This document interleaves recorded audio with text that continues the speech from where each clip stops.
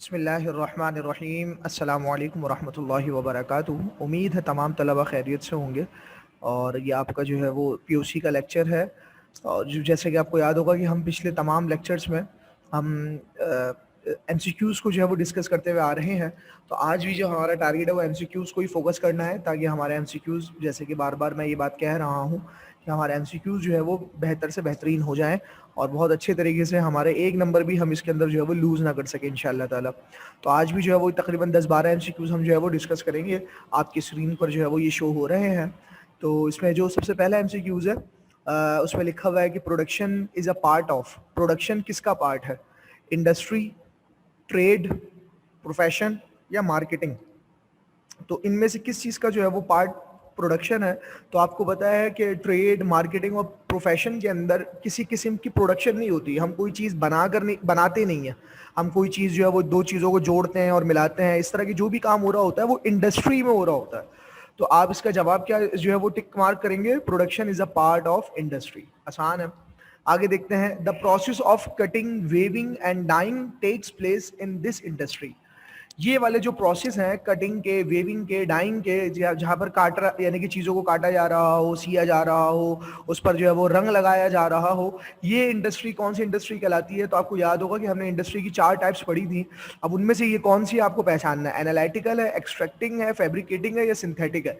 तो आपको याद होगा कि ये है फैब्रिकेटिंग इंडस्ट्री। ठीक है, फैब्रिकेटिंग इंडस्ट्री के अंदर हम चीज़ों को इसी तरीके से जो है वो प्रोड्यूस कर रहे होते हैं कि वहां पर कटिंग का काम। इसकी बहुत अच्छी एग्जांपल मैंने आपको शायद बताया था कि जो हमारी टेक्सटाइल इंडस्ट्री है, कपड़ा बनाने की जो इंडस्ट्री है, वो इसकी बहुत ही अच्छी एक एग्जांपल है। जी, आगे बढ़ते हैं हम। तो आगे लिखा हुआ है मिनरल ऑयल इंडस्ट्री।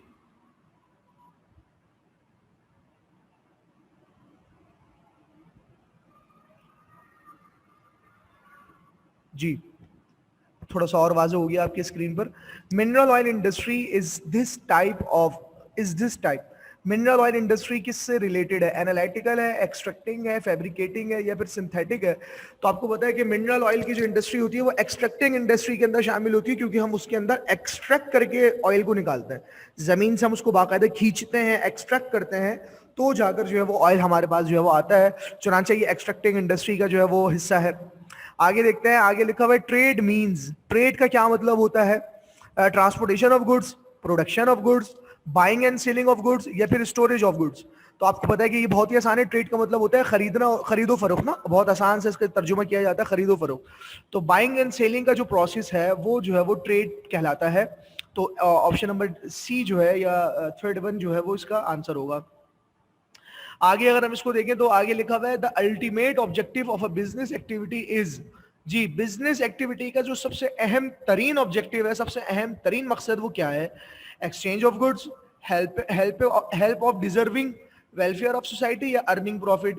यानी कि एक्सचेंज ऑफ गुड्स यानी कि चीज़ों को तबादला करना, या जो है वो मुस्तहिकीन की मदद करना, या फिर जो है सोसाइटी को वेलफेयर, फलाह बहबूद की तरफ लेकर जाना, या फिर प्रॉफिट को कमाना?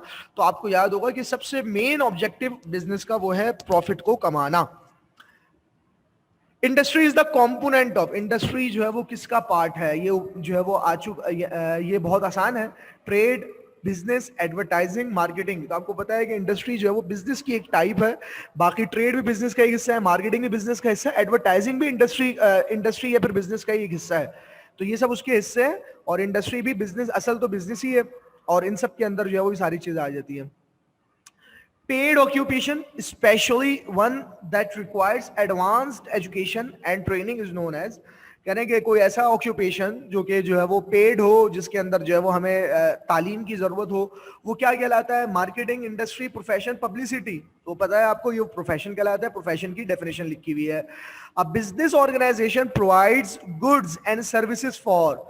बिजनेस की जो ऑर्गेनाइजेशन है वो किन लोगों को गुड्स और सर्विसेज प्रोवाइड कर रही होती है?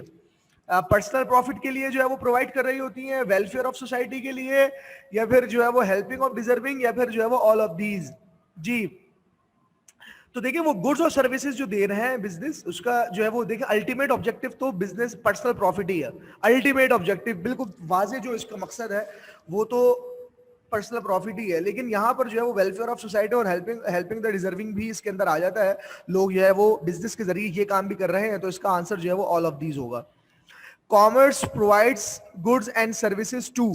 जी, कॉमर्स जो है वो अपनी गुड्स और सर्विसेज किसको जो है वो प्रोवाइड करने के लिए, यानी कि जो कॉमर्स का जो कॉन्सेप्ट है वो क्यों जो है वो सामने आया है हमारे, वो आखिर वो किन लोगों के साथ जो है वो यानी कि मामला कर रहा होता है।